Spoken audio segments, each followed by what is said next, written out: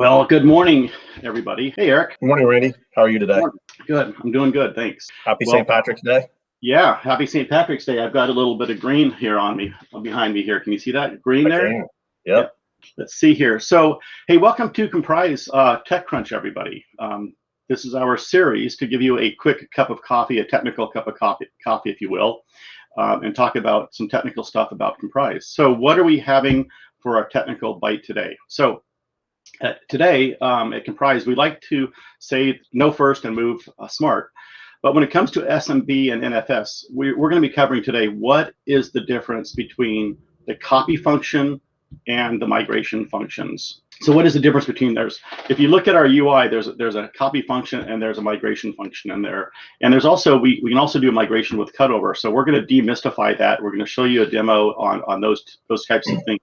So which one would you use? Why would you use it? How would you set it up and things like that? We're going to do a demo as well. What we're going to do during the demo is we're going to remind you what the archive function does. We're going to show you that. The copy function is also your friend. So we're going to show you what it does, how do you use it, and the use cases. How to copy data to an S3 object store, keep it current, and then access it in native file format. So we're also going to show you data migration with no cutover. And why would you use that? So data migration with no cutover is like a NAS for NAS replication, if you will.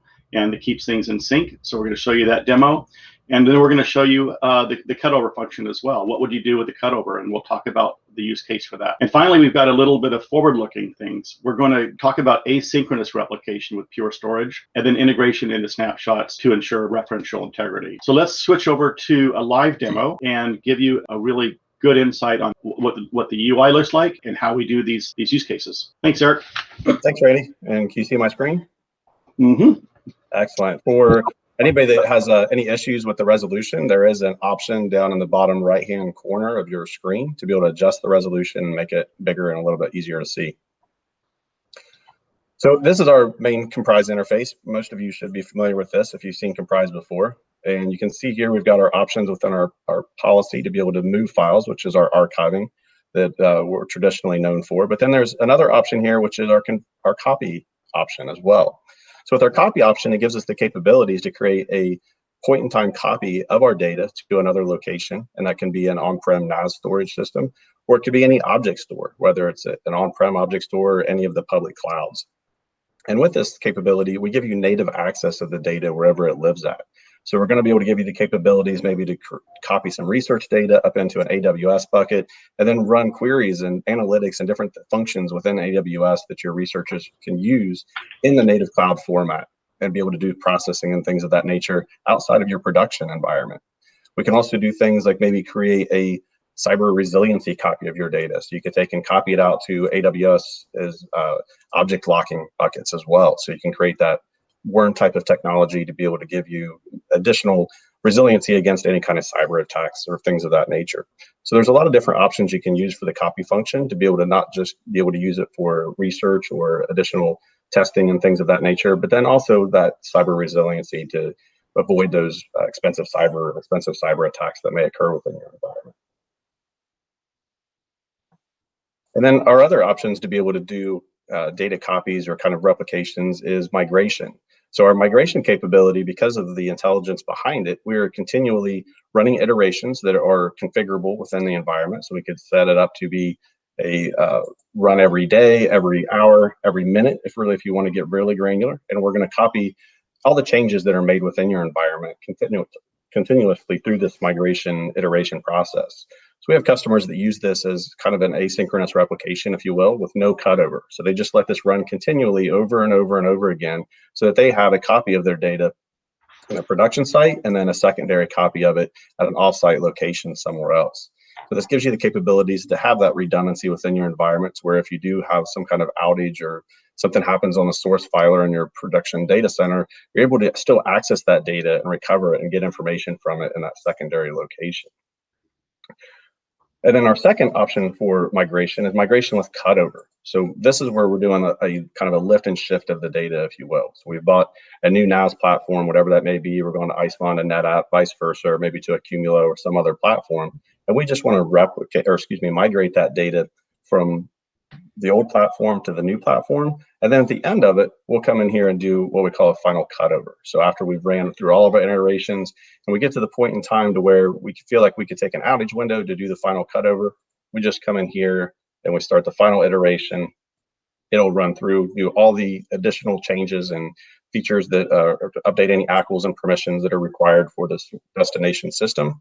And then you're able to present that out to your end users via a new share name. Maybe you just update your DNS entries or have a group policy update that changes all that to present it out to your end users. So those are the two migration use cases. One is doing a kind of a replication migration where we run it continuously forever. And then the other one is to be able to do a cutover at the very end. So we're going to present a new NAS system. Hey, Eric, there was a question in the chat room. When we do a migration of symbolic links that were already set up to move the cold data over using our archive functionality, what happens to those symbolic links when we migrate? That's a great question. So we migrate those symbolic links as well, so that all of those are also going to be present on the destination system. In the case of doing a migration from, in this example, Iceland and NetApp, we're going to present those out transparently to your end users. So there's no additional recalls that are necessary. We don't have to rehydrate any of that data that's been archived back and remigrate it. We're only migrating that hot data. Yeah, and speaking of use cases, one of the great use cases of this migration we do all the time is customers will want to, maybe they have a petabyte of data and they want to move that to an all-flash NAS platform. The first thing that they can do with Komprise is tier the cold data off to a lower cost storage platform, whether it be on-prem or in the cloud, and leave behind maybe 250 terabytes of hot data. And then after that's finished, come by and use Komprise migration to migrate the whole enchilada, which would take the whole volume, if you will, and move it to the new destination. And we're only migrating at that point the 250 terabytes plus the symbolic links. And it's a very elegant way to migrate from an older platform to a newer platform. Absolutely. And we have a lot of customers that utilize that to be able to justify purchasing maybe an all-flash array instead of having to do a hybrid array, because if you're doing only 250 terabytes instead of a petabyte, you can reinvest those funds into higher performing storage and give your end users better access to their hot data. Yeah, and the key here, another use case, is like Eric said, is if you don't know how much hot data you have to move over to that all-flash array, just run the analytics leveraging Komprise before you do that. It will show you how much hot data is on there, and then therefore you can actually size the new all-flash array platform intelligently without guessing. So if you look at this hot donut here, you can see the orange and the red and the yellow looks like about 30% of the overall footprint in that environment. So you can size your flash array accordingly. Okay, thanks for that question, guys. Yeah, great question. And then we also have the capabilities that we've just announced recently with our partnership with Pure to do Pure replication. So for Pure flash array file services, we're now able to do a true asynchronous replication for those Pure flash arrays. And so we can do a point-in-time copy, replicate all this via snapshots. So we're utilizing the snapshot technology within Pure to be able to replicate the data from point A to point B and give you multiple copies of that data, replica copies, to be able to do recoveries from. We also give you information on what your last time or what your availability is. So you can see here how fast we're running through it, different information about when it started, and then when our last cutover was, or what our point-in-time copy recoverability is. So you can see that this one is only 6 minutes old. So I've got about a 6-minute RPO in this particular scenario.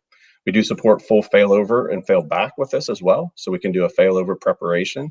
And then after we failed over to the destination or the DR site and we're up and running, we've maybe ran some production on there for a while, then we can also do a fail back to the original system once you've fixed whatever the specific problem with that is. So it gives you a true asynchronous replication of your Pure flash array file services within your environment. So that wraps up your demo, right, Eric? Right. Yes. Thank you, Randy. Are you wearing your green today? Let's take a look here. I am. I'm wearing green for St. Patty's Day. Oh, I got to sit up a little higher. You're way higher than I am today, man. Okay. Hey, do we have any questions? Any more questions on the chat? It looks like there's one other question. Can I migrate from on-prem SMB to something like AWS, FSX, or Azure Files? And the answer to that is absolutely. So in both of the scenarios that we just talked about with doing kind of a DR type of scenario, you could do a migration without cutover, where we're continually copying that data up to FSX or to Azure files, or you could do a full data migration to where we're going to migrate the data up there and then decommission the on-prem NAS. Okay, well, our quick cup of coffee and our technology bite is wrapping up here. Anything else you want to add, Eric? Yep. Thanks everybody for your time today. Appreciate it. Reach out to us, follow me on LinkedIn, and happy to answer any questions for you guys going forward. Yeah, thanks again. So hope this was helpful, everybody. We will do another one of these in about 4 or 5 weeks. We're going to do something related to S3 in the cloud, and we're not sure exactly what that topic's going to be. So let us know if there's anything that you would like us to put on the agenda. Take care and happy St. Patrick's Day. Thanks, Eric. Thanks, everybody. Take care.